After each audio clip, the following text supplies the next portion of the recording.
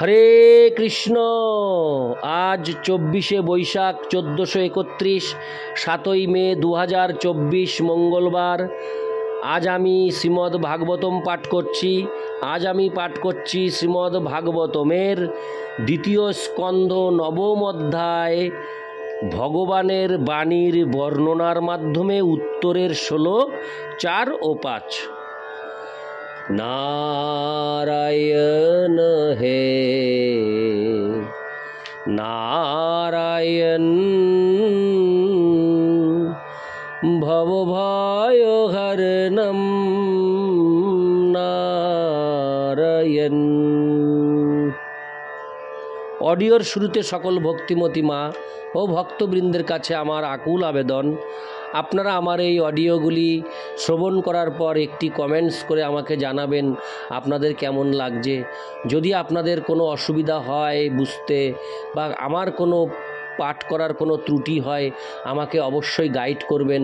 আমি অত্যন্ত খুশি ও কৃতজ্ঞ হব আপনাদের শ্রীচরণে।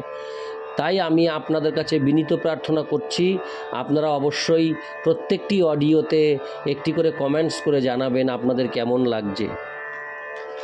শ্লোক 4। আত্মতত্ত্ব বিশুদ্ধর্তং যদাহ ভগবানৃতম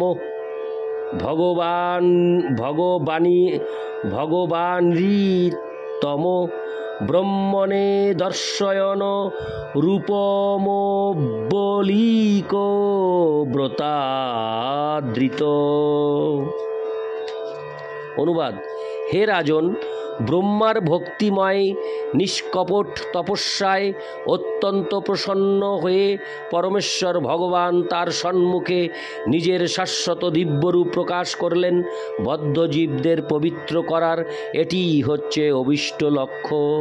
তাৎপর্য: আত্মতত্ত্ব ভগবান এবং জীবাত্মা উভয়েরই বিজ্ঞান। আত্মতত্ত্ব ভগবান এবং জীবাত্মা উভয়েরই বিজ্ঞান।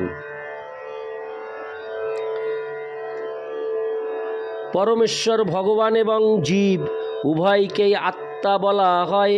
পরমেশ্বর ভগবানকে বলা হয় পরমাত্মা এবং জীবকে বলা হয় আত্মা। ব্রহ্ম অথবা জীব, পরমাত্মা এবং জীবাত্মা উভয়ই জড়া প্রকৃতির অতীত হওয়ার ফলে আত্মা নামে পরিচিত।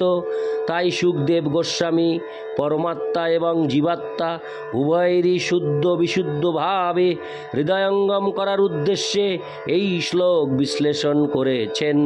সাধারণত মানুষদের পরমাত্মা এবং জীবাত্মা উভয়েরই সম্পর্কের নানা রকম ভ্রান্ত ধারণা রয়েছে। জীবাত্মা সম্বন্ধে ভ্রান্ত ধারণা হচ্ছে জড় দেহকে বিশুদ্ধ আত্মা বলে মনে করা, এবং পরমাত্মা সম্বন্ধে ভ্রান্ত ধারণা হচ্ছে তাকে জীবের সমকক্ষ বলে মনে করা। কিন্তু ভক্তিযোগের একটি আঘাতেই সেই উভয় ভ্রান্ত ধারণায় বিদূরিত হয়ে যায়। ঠিক যেমন সূর্যের উদয়ে অন্ধকার বিদূরিত হলে সূর্য, পৃথিবী এবং পৃথিবীর অন্তর্বর্তী সব কিছু যথাযথভাবে দর্শন করা যায়। অন্ধকারে সূর্যকে দেখা যায় না, নিজেকে দেখা যায় না, অথবা এই পৃথিবীর কোনো কিছুই দেখা যায় না। কিন্তু সূর্যালোকের প্রভাবে সূর্যকে, নিজেকে এবং আমাদের চারপাশের জগৎকে দেখা যায়। তাই শ্রীল সুখদেব গোস্বামী বলেছেন যে উভয় ভ্রান্ত ধারণা নির্মূল করার জন্য ভগবান ব্রহ্মার নিষ্কপটে ভক্তিযোগ সম্পাদন করার ব্রতে সম্পূর্ণরূপে সন্তুষ্ট হয়ে ব্রহ্মার সম্মুখে তার শাশ্বত রূপ প্রকাশ করেছিলেন। ভক্তিযোগ ব্যতীত আত্মতত্ত্ব উপলব্ধির অন্য সমস্ত পন্থা কালক্রমে ভ্রান্ত বলে প্রমাণিত হবে। শ্রীমদ্ ভগবদ্ গীতায় ভগবান বলেছেন যে ভক্তিযোগের দ্বারাই কেবল তাকে পূর্ণরূপে জানা যায় এবং তখন ভগবত তত্ত্ব বিজ্ঞানে প্রবেশ করা যায়। ব্রহ্মাজি ভক্তিযোগ অনুশীলন করার উদ্দেশ্যে কঠোর তপস্যা করেছিলেন এবং তার ফলে তিনি ভগবানের দিব্যরূপ দর্শন করতে সক্ষম হয়েছিলেন।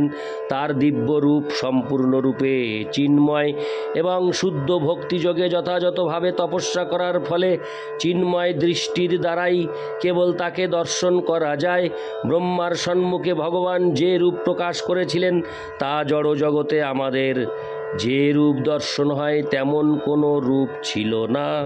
ব্রহ্মাজি কোনো জড় রূপ দর্শন করার জন্য এইভাবে কঠোর তপস্যা করেননি। অতএব ভগবানের রূপ সম্বন্ধে মহারাজ পরীক্ষিতের প্রশ্নের উত্তর এখানে পাওয়া যাচ্ছে। ভগবানের রূপ সচ্চিদানন্দ ঘন, অর্থাৎ তা নিত্য পূর্ণ জ্ঞানময় এবং পূর্ণ আনন্দময়। কিন্তু জড় জগতে জীবের রূপ নিত্য নয়, জ্ঞানময় নয় অথবা আনন্দময় নয়। সেটিই হচ্ছে ভগবানের রূপ এবং বদ্ধ জীবের রূপের মধ্যে পার্থক্য। বদ্ধ জীবেরা কিন্তু ভক্তিযোগের মাধ্যমে কেবল ভগবানকে দর্শন করার ফলেই তাদের সচ্চিদানন্দময় রূপ ফিরে পেতে পারে।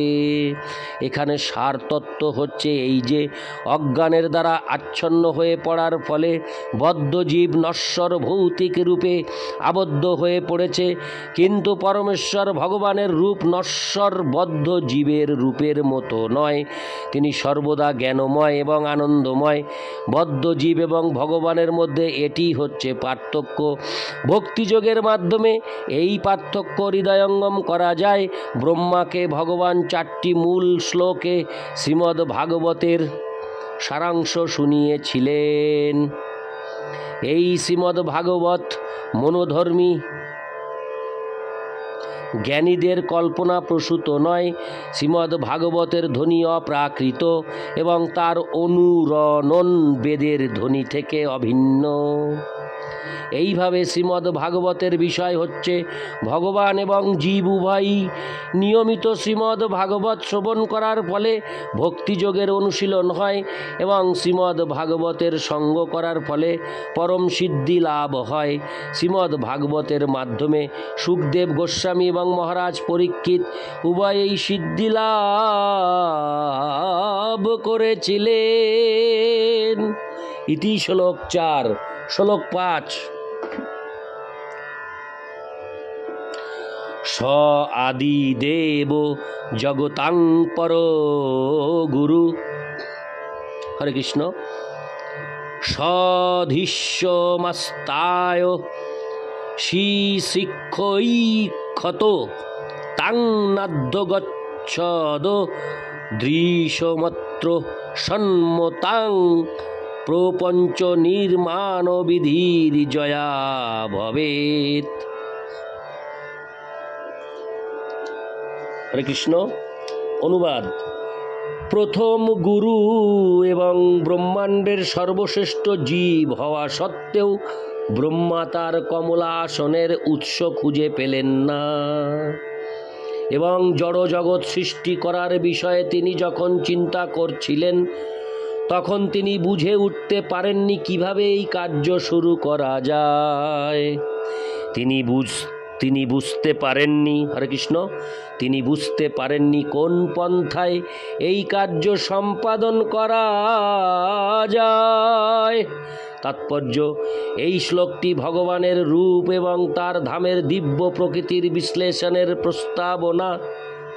শ্রীমদ্ ভাগবতের শুরুতে ইতিমধ্যে বর্ণনা করা হয়েছে যে পরমেশ্বর ভগবান তার স্বীয় ধামে বিরাজ করেন এবং মায়া শক্তি তাকে স্পর্শ পর্যন্ত করতে পারে না।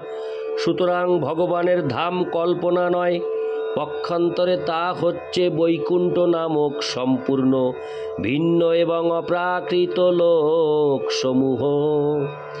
এই অধ্যায়ে তা বিশ্লেষণ করা হবে। জড় আকাশের অনেক ঊর্ধ্বে এই চিদাকাশ এবং তার সমস্ত সামগ্রীর জ্ঞান ভক্তিযোগের দ্বারাই কেবল সম্ভব। ব্রহ্মাও তার সৃষ্টি করার ক্ষমতা লাভ করেছিলেন ভক্তিযোগের মাধ্যমে। সৃষ্টির বিষয়ে ব্রহ্মা মোহগ্রস্ত হয়ে পড়েছিলেন এবং তিনি তার অস্তিত্বের উৎস পর্যন্ত খুঁজে পাননি, কিন্তু সেই সমস্ত বিষয়ে তিনি পূর্ণ জ্ঞান লাভ করেছিলেন ভক্তিযোগের মাধ্যমে। ভক্তিযোগের মাধ্যমে ভগবানকে দর্শন করা সম্ভব হয় এবং ভগবানকে পরমেশ্বর রূপে জানার ফলে অন্য সব কিছু জানা যায়। যিনি পরমেশ্বর ভগবানকে জানেন তিনি সব কিছু জানেন, সেটি সমস্ত বেদের সিদ্ধান্ত। ব্রহ্মাণ্ডের প্রথম গুরু পর্যন্ত ভগবান কর্তৃক জ্ঞানের আলোকপ্রাপ্ত হয়েছিলেন। অতএব ভগবানের কৃপা ব্যতীত কে সব কিছু সম্বন্ধে পূর্ণ জ্ঞান লাভ করতে পারে? কেউ যদি সব কিছু সম্বন্ধে পূর্ণ জ্ঞান লাভ করতে চান তাহলে তাকে অবশ্যই ভগবানের কৃপা লাভ করতে হবে এবং এছাড়া আর অন্য কোনো পন্থা নেই। ব্যক্তিগত ক্ষমতার উপর নির্ভর করে জ্ঞান লাভ করার প্রচেষ্টা সময়ের অপচয় মাত্র। ইতি শ্লোক 5।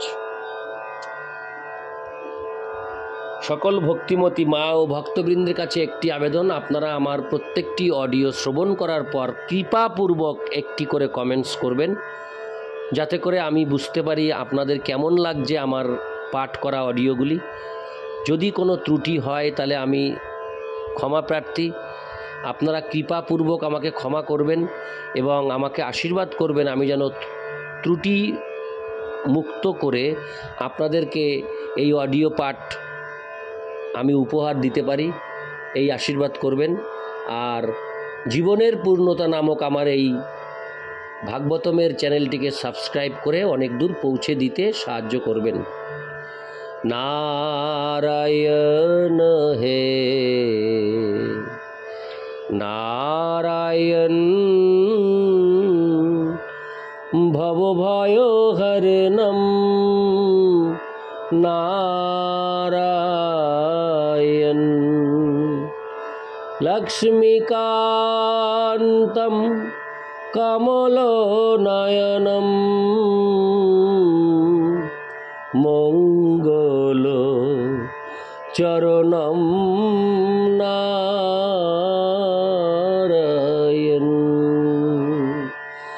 নারায়ণ হে নারায়ণ ভবভয়হরণম নারায়ণ। হরে কৃষ্ণ হরে কৃষ্ণ হরে কৃষ্ণ